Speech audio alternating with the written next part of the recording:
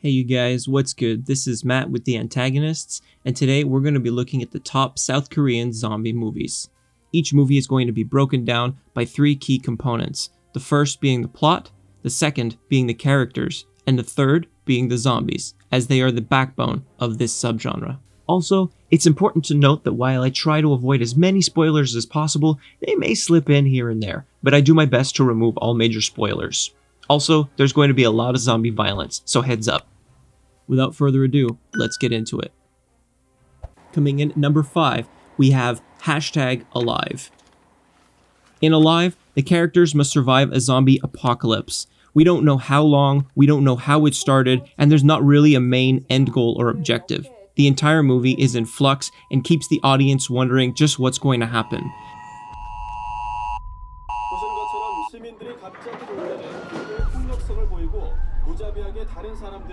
But this is not necessarily in a good way, however. This keeps the protagonist stuck alone in his family's apartment, trying to survive on food rations and keeping himself mentally sane.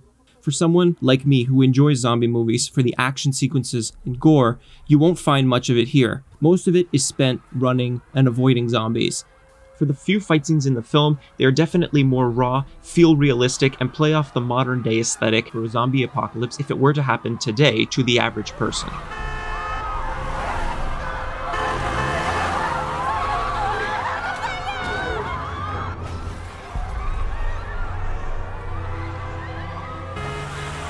To be honest, I started getting a little bit bored during the film.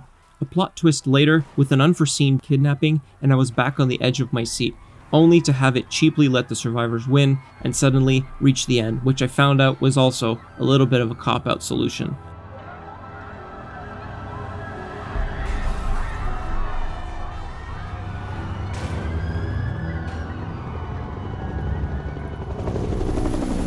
Both the protagonist and his female counterpart are definitely sympathetic characters, though one may argue that the traditional stereotype of a lazy gamer who's stuck in his house and values nothing more than a social media presence isn't the most sympathetic character type. Regardless, the simple connection of food and relationships is what drives these characters to be so relatable, and audiences will definitely feel their pains. Lastly, when it comes to the zombies, they look great. Costuming, makeup, gore, all of this is on point, and there are no complaints to be had in this department. The zombies are fast, and they're not dumb, which makes them dynamic foes and quite entertaining to watch. One of the cool things in this film is that the zombies actually retain skills that they had when they were human. So a firefighter zombie, for example, would remember how to grapple up a building. Intense action sequences involving the zombies are certainly few and far between, as mentioned previously. A lot of the film focuses on hiding and avoiding the zombies in a way that would seem most realistic to the average person trying to survive a zombie apocalypse in the modern day. However, for the few action sequences that are sprinkled into here, the film delivers quite well and the choreography is quite impressive.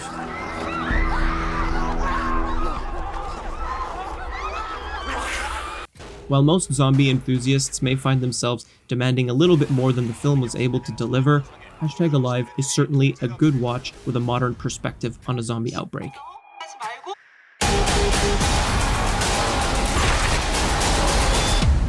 우리 진짜 살 수 있을까요? 꼭 살아요. 우리 같이 살자고. 준비됐어요? 갈게. 지금 가요. 여기 살아있다고!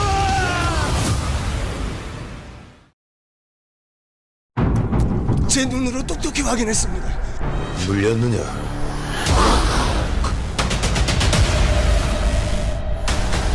강림 대군이 금일 제물포에 도착한다 합니다.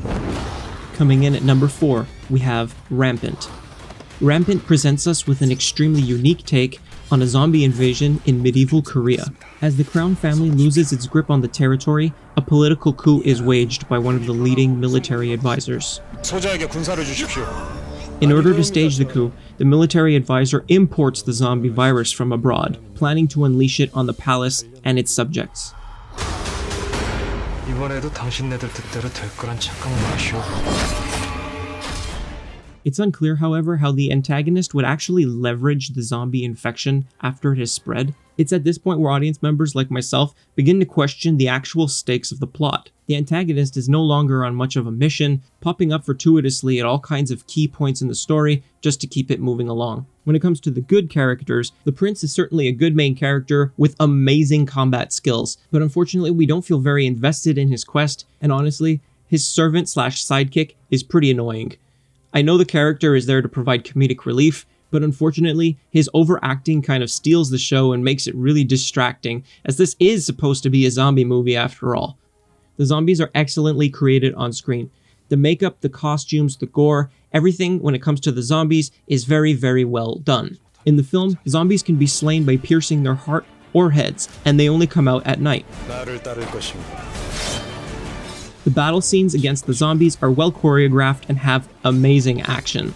However, I strongly recommend that you watch Rampant before you watch Kingdom. Since Rampant is a film and confined to those time restraints, you are definitely going to find a lot of interesting and cool things that you wish were fleshed out and that you wish were developed more. Ultimately, you're going to get that kind of experience with Kingdom as a TV series much later on in this list. Coming in at number 3 on the list, we have Train to Busan 2, Peninsula. If you like zombie films with a lot of action, you are definitely going to want to watch Peninsula. Unfortunately, this film finds itself at number 3 because the premise for the plot is pretty weak. Come back with the money. That's $2.5 million per head. If you come back alive. 4 years after the events of Train to Busan that left Busan ravaged with a zombie infection, survivors find their way back to the peninsula in Korea to find a truck holding $20 million. After all, the truck just becomes a means to an end, getting off the peninsula with the survivors.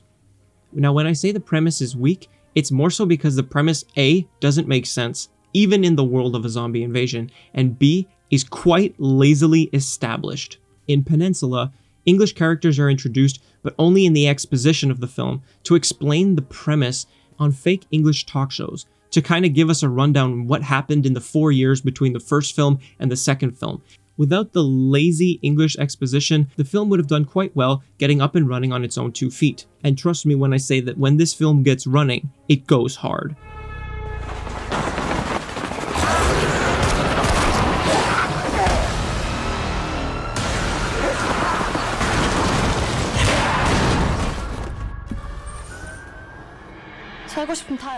When it comes to the characters, you truly feel invested in each and every one of them. The human enemies themselves are quite charismatic and have their own entertaining little quirks that make them great to see on screen. When it comes to the zombies, their makeup, costuming, gore, and visual effects are excellent. While there isn't gratuitous gore per se, there is definitely crazy violence in the action sequences. The zombies in Train to Busan 2 carry over the traits from the previous film, meaning that they can't see very well at night and they rely a lot on sound and light.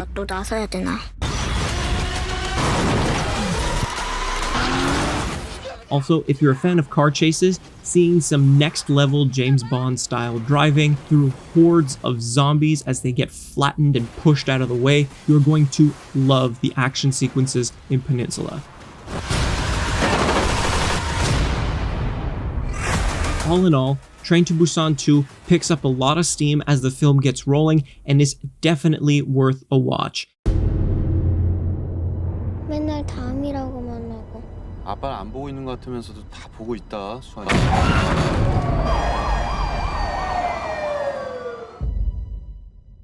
Coming in at second place on the countdown, we have the original Train to Busan. When Train to Busan bit zombie fanatics, the infection spread like wildfire. This Korean language export was an extremely refreshing take on the zombie subgenre and took the world by storm. The plot of Train to Busan is quite simple. A selfish businessman who is also a neglectful father is bringing his daughter to go and meet his now separated wife at the Busan train station.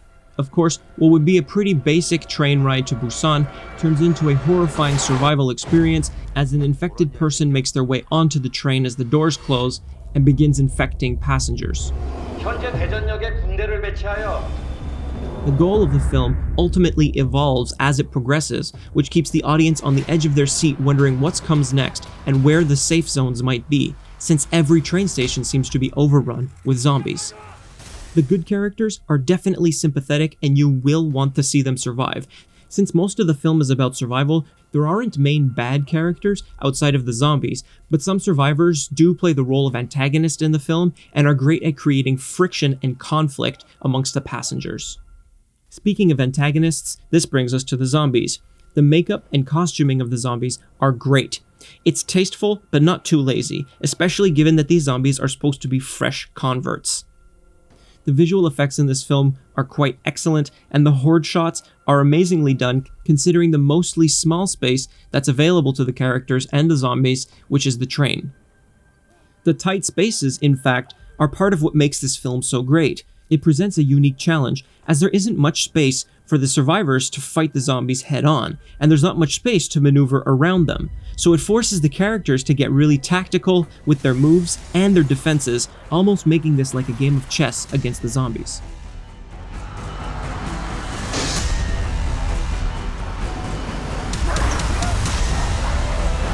It pained me to put Train to Busan at number 2 on this list, and I would almost say equally qualifies for first place. So if you're going to watch any Korean language zombie film of the modern era, definitely take a look at Train to Busan.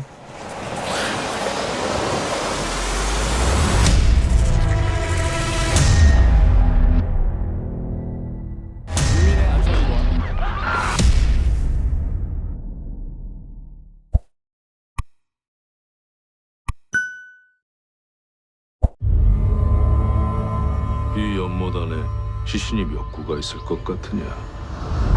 이 안에 시신이 몇 구가 있건 몇 식구가 있건 그 누구도 내게 아무 말도 못하게 만드는 것. Coming in at first place, we have Kingdom, the TV series. In Kingdom, we follow a deposed prince who is framed for killing his father as he seeks out the origin of his father's grim demise and rebirth as a zombie.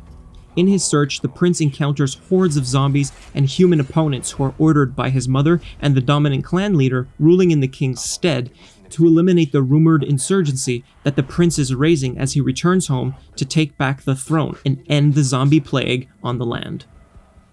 The characters in Kingdom are excellent. Since this is a TV show, you'll get to meet a lot of different characters. The good guys are great to like and root for. They have various useful skills, and their losses are definitely felt in the hearts of the audience. The villains, on the other hand, have a very clear motive and an excellent strategy that's quite complex and entertaining to watch unfold on the screen.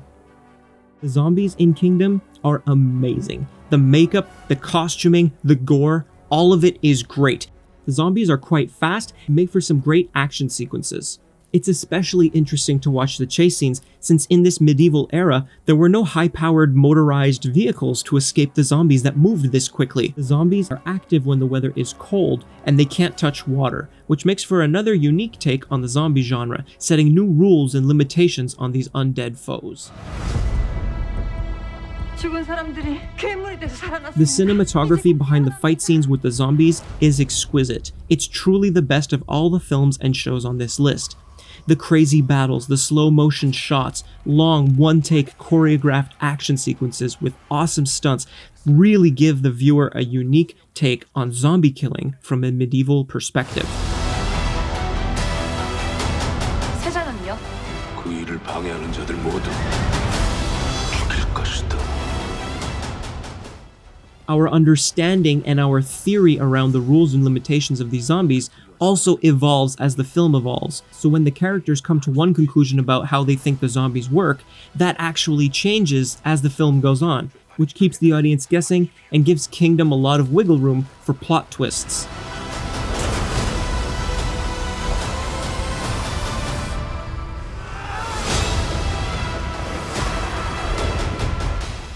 Kingdom is by far my favorite production in this top 5 list.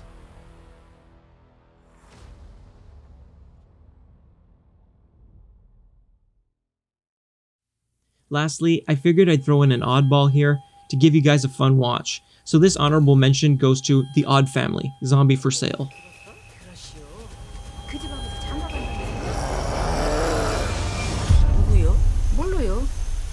자빠지실 것이지. In Zombie for Sale, an odd, down-on-their-luck family stumble across a zombie that they soon figure out has the ability to bite people and rejuvenate their youth. The family begins to monetize the zombie's bites as a service, allowing the townspeople to come and go as they please and get as many bites as they want from the zombie. However, neither the family nor the townspeople know the long-term effects of these rejuvenating bites.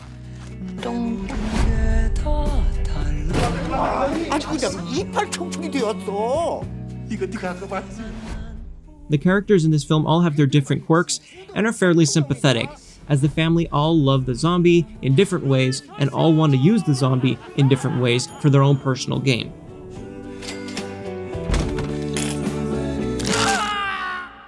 다 같이 기념사진 한 장씩 박자. 자, 하나, 둘, 셋. The film romanticizes its zombie and makes it a lot more of a fun, comedic, rom-com style watch, rather than the traditional, relentless, brutal, bloody, out for gore and guts type zombies that we're used to in the subgenre. 갑자기 달려오니까. Overall, Zombie for Sale is a fun, interesting little watch if you're looking for something different that's a zombie and rom-com movie mixed together.